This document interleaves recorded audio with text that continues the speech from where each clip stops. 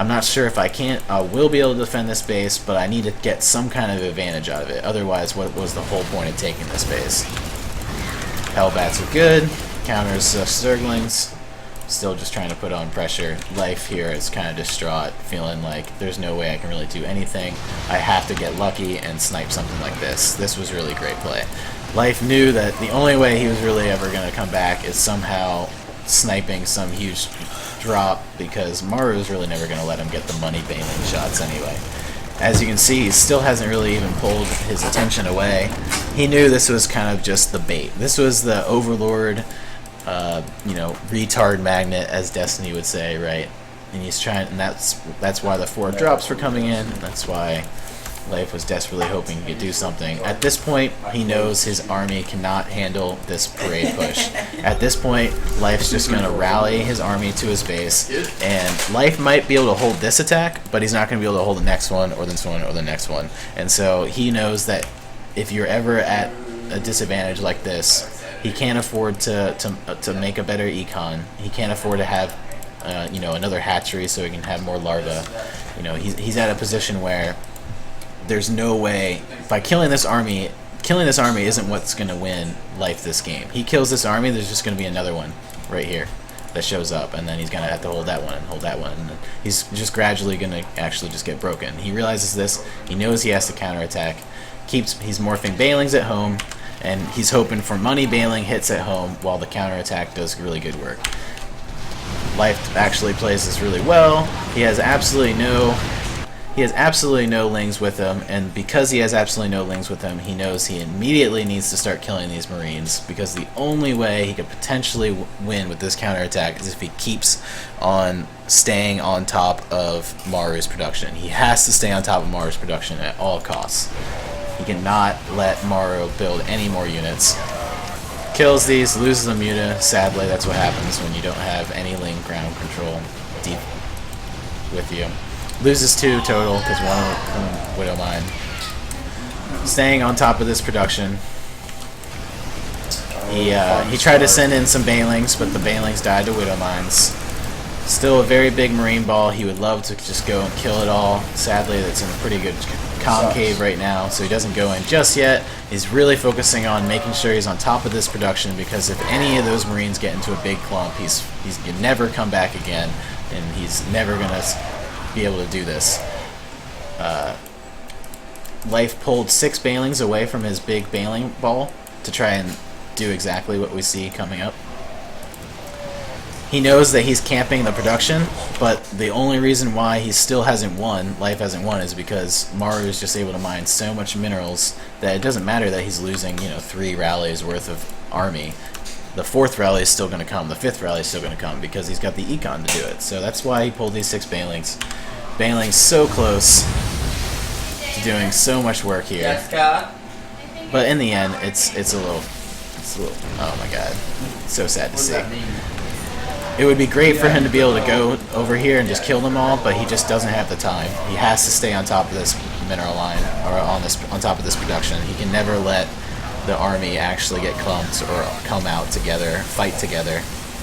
Sadly, there's just too much. There's just too many barracks. He's losing too many SCVs, or too many mutas gradually, and he doesn't have anything at home. These Bailings, he wasn't able to make a sizable Bailing force at home enough to be able to kill this army.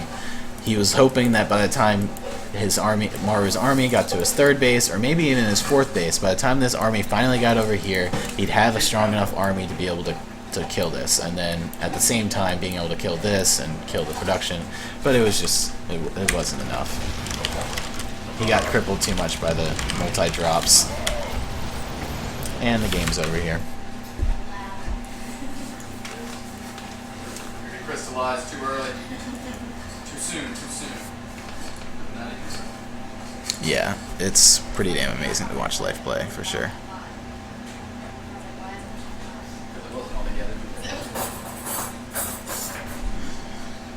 Alright, let's go to game 5.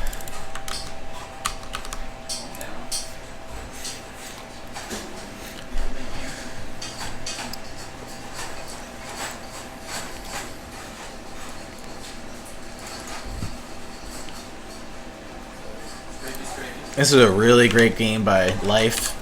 Any lesser Zerg, guaranteed, would have lost this series right here, 4-1.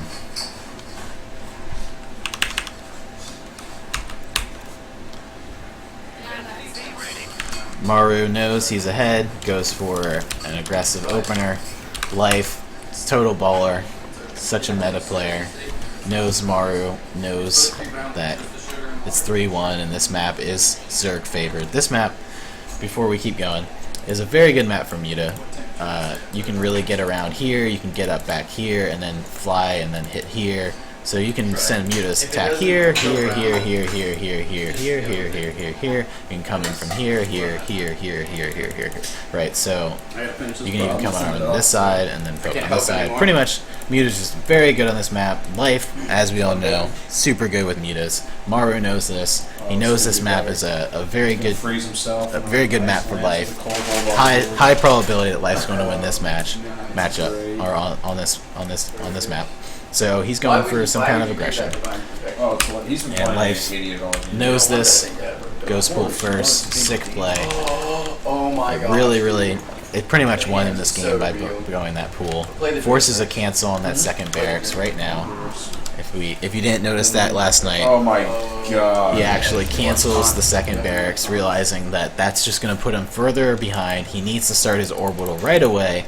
He cannot hurt his own econ to get more Reapers out, because the more Reapers isn't going to hurt Life's econ.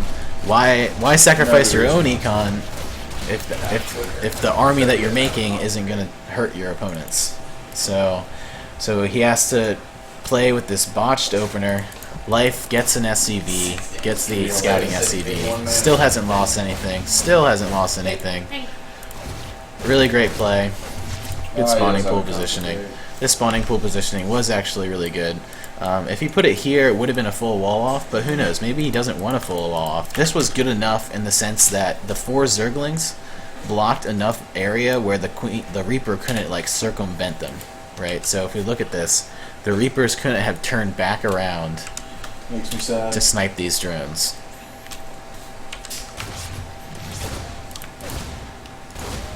They couldn't turn back around by going like over here and then sniping something. And he knew that he couldn't run right through the mineral line. So he has to go all the way around, or at least through this spot right here.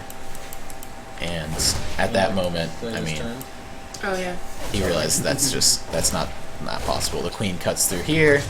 Really great play. Forces the Reapers out. Has to wait until he gets regen. And now what's happening? Life's droning, and it only forced 4 Zerglings. 4 Zerglings for 2 Reapers, actually a third one even. Forced the third. And Maru just doesn't get anything done with these, and that just puts Life such an advantage. Such a huge lead. I really like this play as well. Right when he knew that he pushed the Reapers back, he got a tumor down as soon as possible. And oftentimes, I'll worry about defense and worrying about the Reapers getting over here, and I'll build a spore here, or a tumor over here. But he builds the first tumor offensively, and it's because Life likes to take such a fast third. If he takes a faster third than me, and the kind of timing that he does, he really needs that Crete spread for that fast third.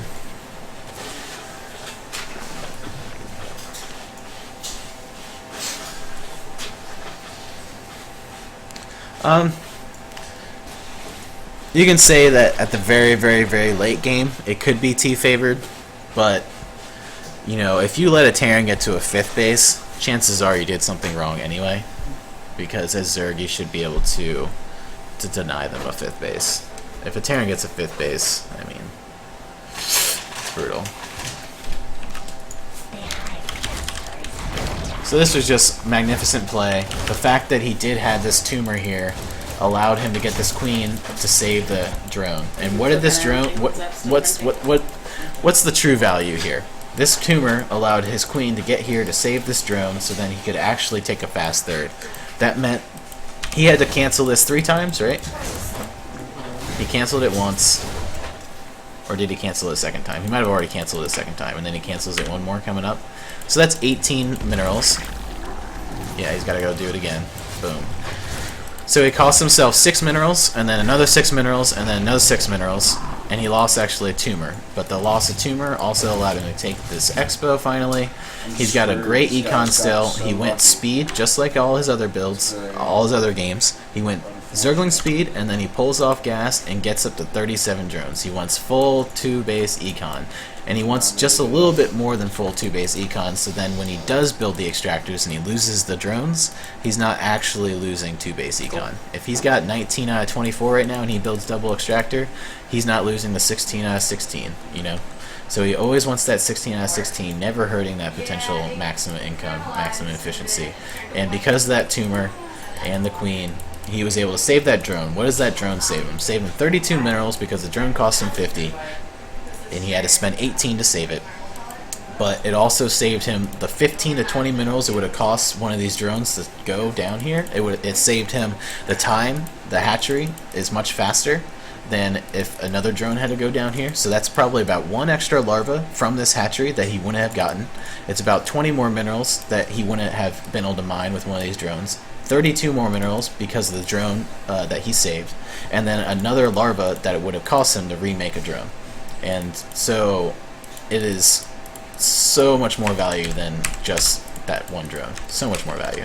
So having this fast third really put him in an incredible position, because not only did he have kind of an econ advantage because of the opener, but now he's taking it into the mid game, and he's not slowed at all. He's not phased whatsoever by these 3 Reapers. These 3 Reapers pretty much got completely denied, wasn't able to do any sizable kind of damage, sustainable, anything like that.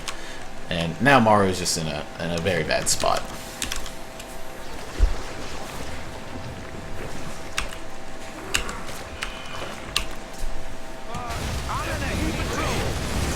This was definitely icing on the cake. He had enough Zerglings where he knew he could move out on the map. He was kind of lucky that Maru wasn't looking, but he also did have that Overlord. But the Overlord doesn't see it. It does. But he's not even looking. Yeah, I mean, it's just a move. Until the second he realizes he's under attack, and then he slightly changes them.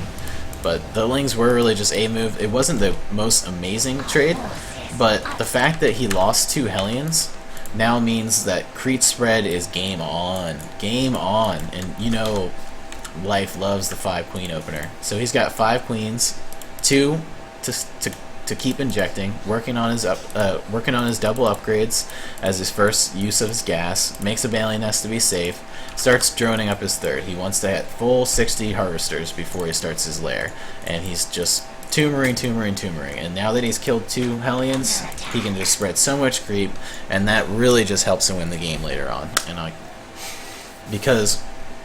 And this is even better right here. This one helps with scouting, and it ends up being denied by those 2 Hellions, but it also forced his entire Hellion army back. He could have potentially gotten another tumor, laid a tumor, but he was focusing on macroing. He wanted to get more drones up, start his upgrades, make a lair, you know, start those gases, and then now he's just starting these tumors. And he actually got 4 out of the 5 up. He only lost 1 because Maru came through kind of the wrong position. I think if Maru came through here, he would have gotten a little bit more done. At this point, he knows that there can still be Zerglings, and 3 queens plus Zerglings could make him lose this entire force. And if he loses this entire force, he's in trouble. Especially with the Hellion being focus fired, he does not want to lose anything.